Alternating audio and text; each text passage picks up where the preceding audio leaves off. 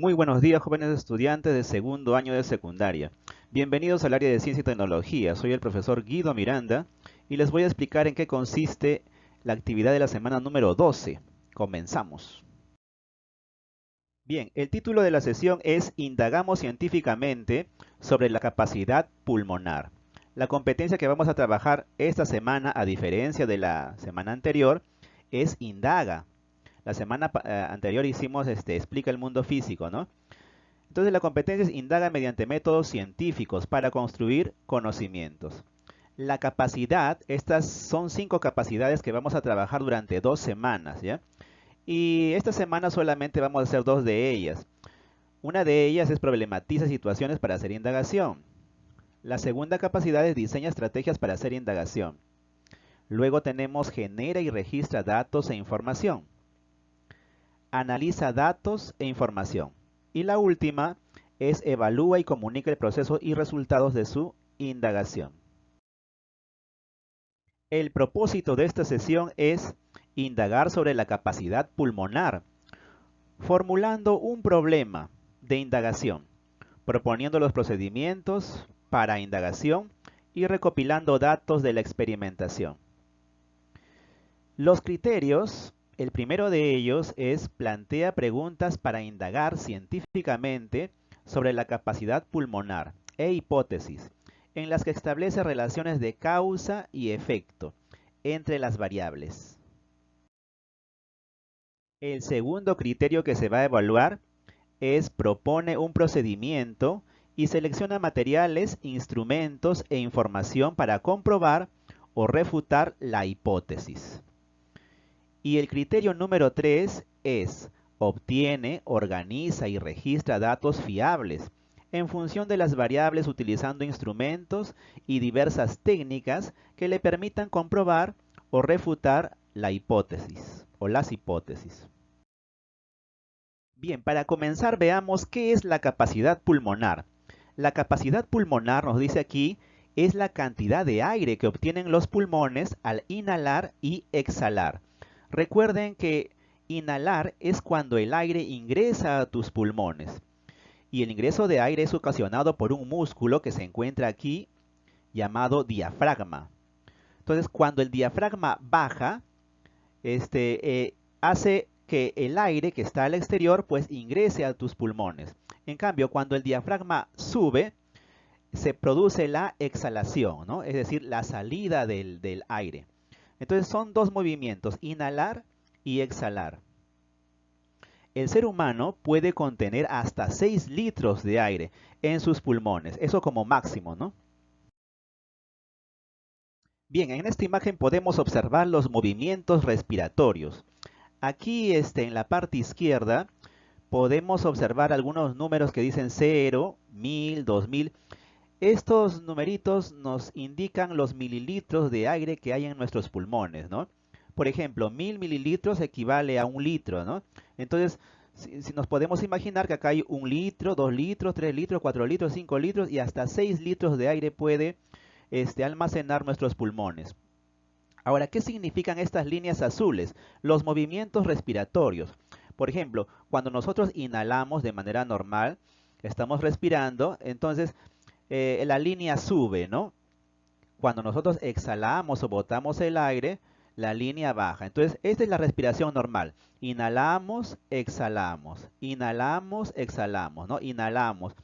Llega un momento en que tú decides, por ejemplo, botar todo el aire de tus pulmones y soplas, ¿no? A propósito, comienzas a botar todo el aire de tus pulmones. O sea que tú estás así, así como el niño que está aquí, ¿no? Está botando de manera voluntaria todo el aire de sus pulmones. Entonces, eso es lo que simboliza esta línea, ¿no? La línea comienza a bajar y tú comienzas a expulsar todo el aire de tus pulmones. Pero eso es lo que tú crees, ¿no? O sea, tú estás creyendo que estás expulsando todo el aire de tus pulmones, pero en realidad no se puede expulsar todo el aire que tenemos en nuestros pulmones.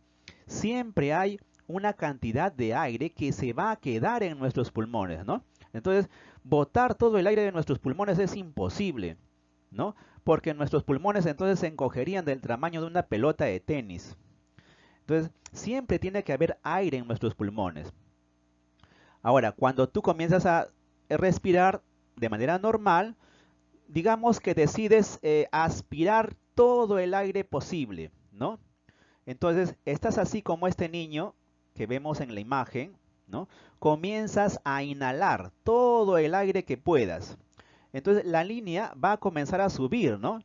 Hasta el número 6000, o sea, 6000 mililitros, que equivale a 6 litros, ¿no? Esa es aproximadamente toda la cantidad de aire que podemos almacenar en nuestros pulmones, ¿no? Entonces, si tú comienzas a inhalar a propósito gran cantidad de aire, puedes llegar inclusive hasta 6 litros de aire, acumular 6 litros de aire en tus pulmones. Luego comienzas a exhalar, ¿no? Y de manera normal comienzas a respirar. Entonces, de eso se tratan estas líneas. Lo que nos interesa acá es la capacidad vital, es decir, el aire que tú puedes acumular como máximo y que puedes expulsar, ¿no? Al límite más bajo. Eso es lo que vamos a medir en este experimento. Bien, vayamos a las actividades. En la actividad número 1 nos dice, elabora una pregunta de indagación. Bueno, eso ya lo hemos hecho antes, ¿no? Ya les he mostrado cómo se elabora una pregunta de indagación. Dice, elabora una pregunta de indagación con respecto a la capacidad pulmonar. Y número 2, formula una hipótesis e identifica las variables independiente, dependiente e interviniente. Muy bien, les voy a hacer un ejemplo acá de la número 1 y de la número 2. Para comenzar, en la número 1 nos dice que elaboremos una pregunta de indagación con respecto a la capacidad pulmonar. Bien, les voy a hacer un ejemplo, pero mi ejemplo no lo voy a hacer con capacidad pulmonar, ¿verdad? Vamos a tachar esto y vamos a poner otra cosa. Por ejemplo, resistencia física, ¿ya? Entonces les voy a hacer un ejemplo de pregunta de indagación con resistencia física para que ustedes se guíen. Bien, para hacer una pregunta de indagación primero tenemos que identificar las variables. Aquí en la imagen podemos observar a Gladys Tejeda, ¿no? Y la variable, bueno, lo que habíamos dicho, que vamos a hacer una pregunta de indagación con respecto a resistencia física, ¿no? Aquí al costado podemos observar que el avatar está preguntando, ¿no? ¿Qué factores influyen en la resistencia física? Bien, entonces tenemos que buscar variables que tengan que ver con esto, con resistencia física. ¿Qué variables tendrán que ver con resistencia física? Entonces, hacemos caso a esta pregunta, ¿no? ¿Qué factores influyen en la resistencia física? Por ejemplo, acá podemos escribir alimentación balanceada, ¿no? Porque si Gladys Tejeda no se alimenta de manera balanceada, pues entonces de repente puede influir en su resistencia física, ¿no? La alimentación, entonces, puede influir en la resistencia física. Entonces, esta puede ser una variable. Pero también puedo escribir otra. Por ejemplo, cantidad de agua que ella ingiere, ¿no? También puede influir en la resistencia física de una persona. ¿Qué otra variable? Podemos escribir la condición genética, ¿no? Por ejemplo, si una persona proviene de una familia de deportistas, de repente tiene grandes probabilidades de que tenga una gran resistencia, ¿no? Resistencia física. Entonces, aquí hemos obtenido 3 variables, ¿no? Y cada una de ellas, cada una de estas variables tiene que ver con resistencia física. Entonces, ¿qué hacemos para armar una pregunta de indagación? Bueno, para armar una pregunta de indagación solamente tengo que escoger 2 variables nada más. Bueno, una de ellas ya es resistencia física. Y tengo que escoger una más. Por ejemplo, alimentación balanceada. Si yo escojo alimentación balanceada, ¿tendrá que ver con resistencia física? Sí, ¿no? Entonces, esa relación de causalidad, es decir, de causa y efecto, tiene que verse en la pregunta de indagación. A continuación les voy a hacer una pregunta de indagación con alimentación balanceada y resistencia física. Bien, aquí tenemos la pregunta de indagación, ¿no? En la pregunta de indagación dice, ¿cómo influye la alimentación balanceada en la resistencia física de una persona? Recuerden que una pregunta de indagación debe tener las 2 variables. Las 2 variables, en este caso las 2 variables que hemos escogido. ¿Esas 2 variables que hemos escogido estarán presentes en esta pregunta de indagación? Sí, ¿no? A ver, las subrayamos. Por ejemplo, acá está una de las variables, alimentación balanceada. Y la otra variable está aquí, resistencia física. ¿Habrá una relación entre ambas? Sí, ¿no? En la pregunta misma las relaciona, ¿no? Relaciona ambas variables. Dice, ¿cómo influye la alimentación balanceada en la resistencia física de una persona? Muy bien, luego tenemos que identificar cuál es la variable independiente, cuál es la variable dependiente y cuáles son las posibles variables intervinientes, las cuales pues no están en la pregunta, ¿no? Estas variables intervinientes son las únicas que no están en las preguntas de indagación. Bien, entonces, ¿cuál será la variable más sencilla de identificar? Recuerden que en las clases anteriores habíamos dicho que la variable más fácil de identificar es la variable dependiente. ¿Cómo identifico la variable dependiente? Pues haciéndome una simple pregunta, ¿no? Y digo lo siguiente. eh, la alimentación balanceada, ¿depende de la resistencia física? ¿O será al revés? La resistencia física depende de la alimentación balanceada. Claro, la resistencia física depende de la alimentación balanceada, ¿no es cierto? A ver, un ratito voy a borrar. Entonces, así, de esa manera nos damos cuenta que la resistencia física es variable dependiente. Y la variable independiente será alimentación balanceada. Entonces, escribimos ahí, ¿no? Variable independiente, alimentación balanceada. Y la variable dependiente sería resistencia física. ¿Por qué? Porque como su nombre lo dice, la resistencia física depende de la alimentación balanceada. ¿Y cuáles serán las posibles variables intervinientes? Pues puede haber muchas. Por ejemplo, la condición genética, ¿no? Si yo hago un experimento, pues, y tengo que mantener controlados las variables intervinientes. Por ejemplo, una manera de controlar la condición genética es hacer que el que haga el experimento, ¿no? O el sujeto de prueba sea el mismo, la misma persona. Entonces, de esa manera nosotros eliminamos, mantenemos controlado esta variable de condición genética, ¿no? En el experimento que vamos a hacer, tú vas a ser el sujeto de prueba porque tú vas a medir tu capacidad pulmonar. No va a ser otra persona. Entonces, de esa manera mantenemos controlado la condición genética, porque vas a ser el sujeto de prueba, siempre va a ser el mismo, ¿no? Y otra variable interviniente puede ser, ¿no? La cantidad de agua que una persona ingiere, pero en el caso de que deba ser la misma persona, no va a haber problema. Muy bien, ¿cómo se hace la hipótesis? Acá tenemos una hipótesis que dice la alimentación balanceada aumenta la resistencia física de una persona.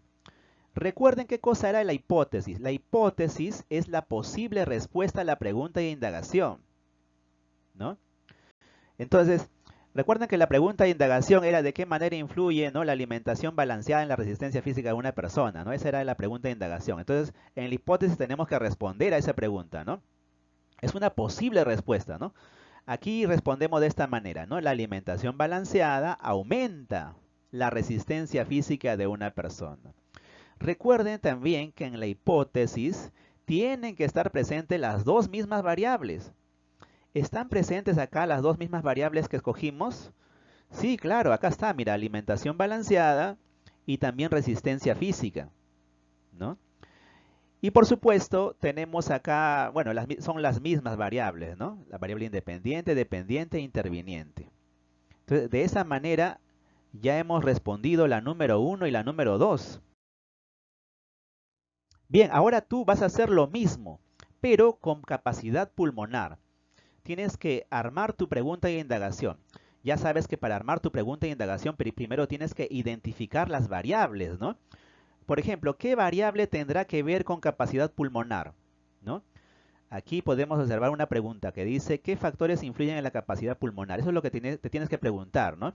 De esa manera tienes que identificar algunas variables que tengan que ver con capacidad pulmonar y solamente escoger dos variables. Esta, que es capacidad pulmonar, y otra que tú has identificado. Las relacionas y armas tu pregunta de indagación así como yo lo hice. Bien, en la número 3 dice enumera los materiales y escribe el procedimiento para el experimento, que pondrá a prueba tu hipótesis. Y la número 4 dice construye un espirómetro y realiza el experimento. Envía las evidencias, o sea, las fotografías. Bien, entonces, ¿cómo se hace la número 3? En la número 3 nos dice que tienes que enumerar los materiales que vas a utilizar, ¿no? Los materiales, por ejemplo, que vas a utilizar para construir tu espirómetro.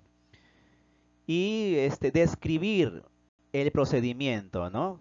¿Cuáles fueron los pasos que tú has seguido para hacer este experimento, ¿no? Paso número 1, paso número 2, paso número 3. Lo vas explicando.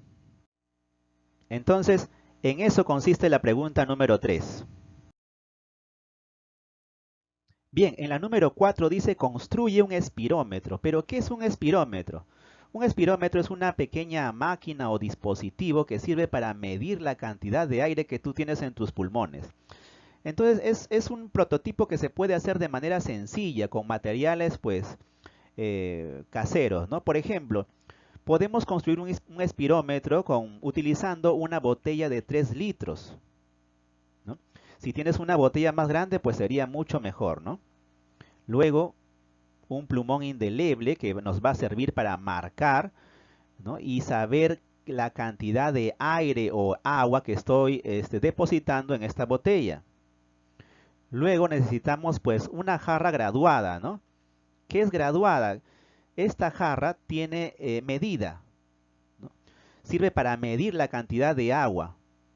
Por ejemplo, si yo quiero calibrar o graduar esta botella, ¿qué es lo que voy a hacer? Primero acá le voy a echar medio litro de agua, ¿no? Más o menos por acá, donde indique 500 mililitros, ¿no?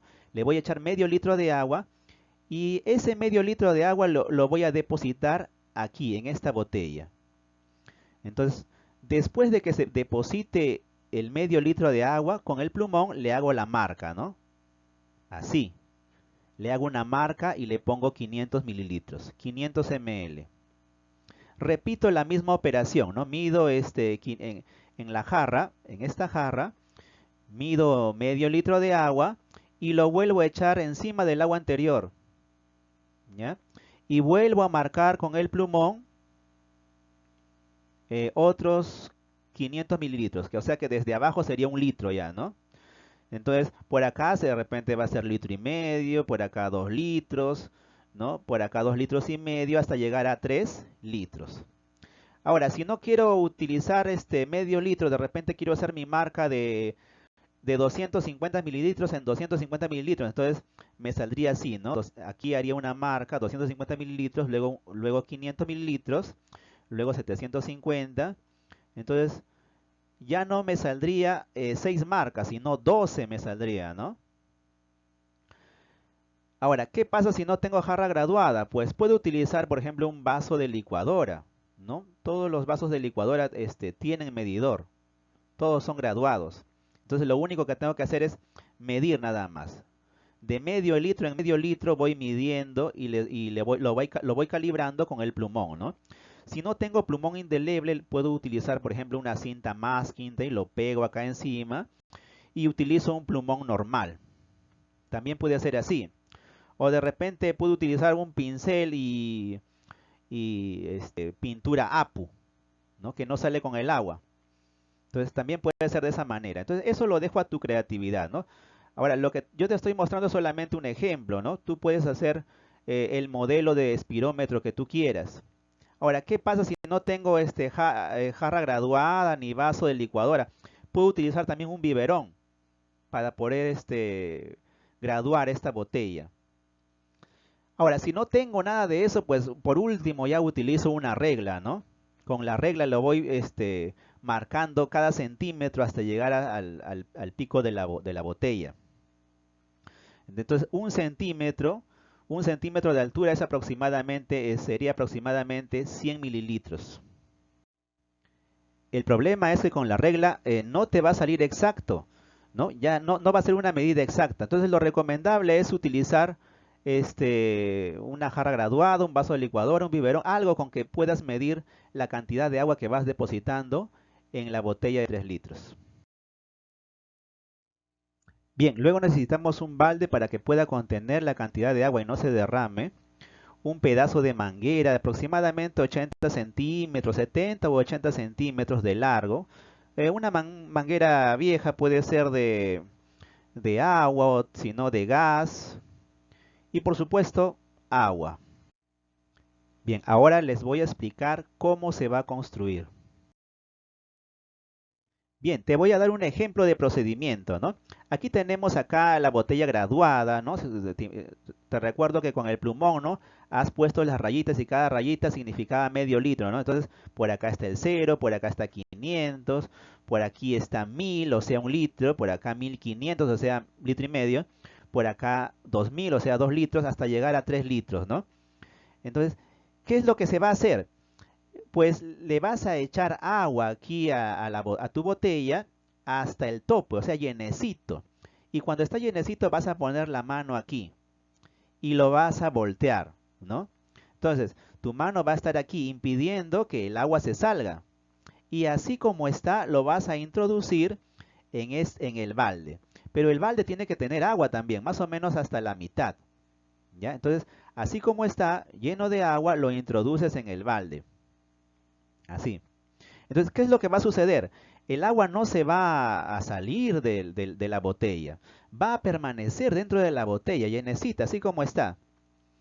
¿Por qué? Porque el pico de la botella todavía va a seguir sumergido en el agua, por eso el agua no se va a salir. Entonces yo te estoy escribiendo aquí el procedimiento, pero tú te tienes que guiar del procedimiento que tú mismo has escrito. Entonces se supone que en el procedimiento que tú has escrito ahí están los pasos, ¿no? Entonces te vas guiando de ese procedimiento. ¿Ya? Entonces, cuando tengas así, este es un ejemplo nada más, cuando tengas acá la botella sumergida, introduces la manguera, ¿no? La manguera tiene que ir así como está en la imagen. La manguera tiene que introducirse dentro de la botella, de esta manera. Aquí está el balde y se puede ver que la manguera está introduciéndose dentro de la botella. Para eso tienes que fijarte, pues cerciorarte de que la botella, perdón, de que la manguera quepa dentro de la botella, ¿no? No tiene que ser una manguera muy gruesa, ¿no? ¿Y qué es lo que vas a hacer? Vas a soplar. En el momento que soplas, pues, ¿no? Aquí en esta parte, dentro de la botella, se va a acumular el aire. Entonces, al acumularse el aire va a desplazar al agua. Es decir, el agua va a comenzar a salir por la parte inferior. Entonces, toda esta parte se va a llenar de aire y el agua va a comenzar a salir. Por ejemplo, si el agua descendió hasta este nivel y en este nivel tú has puesto medio litro o 1 litro ya. Entonces, eso quiere decir que tu capacidad pulmonar es de 1 litro. ¿Por qué? Porque se supone que acá está el 0. De 0 hasta 1 litro es el aire que tú has soplado. Esa es la cantidad de aire. Entonces lo que estamos midiendo no es el agua, sino el aire. Sin embargo, el nivel del agua nos va a indicar la cantidad de aire que tú vas a exhalar. Bien, por último te voy a explicar la hojita que te he mandado a través del WhatsApp, ¿no? Si respondes esta hojita, estás respondiendo todas las preguntas, las 4 preguntas de esta actividad, ¿no? Por ejemplo, acá podemos observar que dice planteamiento de problema. En la número 1 te pedí el planteamiento del problema. Entonces, aquí dentro del recuadro escribes, ¿no? Tu pregunta de indagación.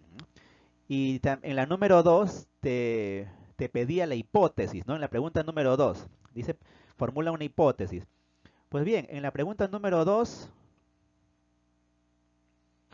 aquí escribes la hipótesis, ¿no? Y también identificas las variables, ¿no? Las variables recuerda que son las mismas para la hipótesis, para la pregunta de indagación es la misma variable, ¿no? Identificas la variable independiente, dependiente e interviniente. Entonces, todo esto, la hipótesis y las variables corresponderían a la pregunta número 2. En la pregunta número 3 te dice que enumeres los materiales. Acá está. Entonces, eso sería parte de la pregunta número 3. Y también en la pregunta número 3 te dice, elabora el procedimiento. Entonces, si subimos la hojita, acá haces el procedimiento. Entonces, llenas esto hasta aquí, ya estarías respondiendo las 3 preguntas. Y la última es las fotos, ¿no?, del espirómetro que tú has construido. Entonces, si me envías este archivo lleno, estás haciendo toda la actividad de esta semana. Por supuesto, también lo puedes hacer en tu cuaderno y mandarme la fotografía, ¿no? No hay ningún problema. Bien, te voy a mandar un video también de cómo se hace un espirómetro. Espero que esta explicación te haya servido y para que puedas responder las preguntas de manera óptima. Ya sabes que si te perdiste alguna de las clases anteriores, visita mi canal en YouTube, ¿no? No olvides darle like y darle clic a la campanita. Nos vemos y gracias por tu atención.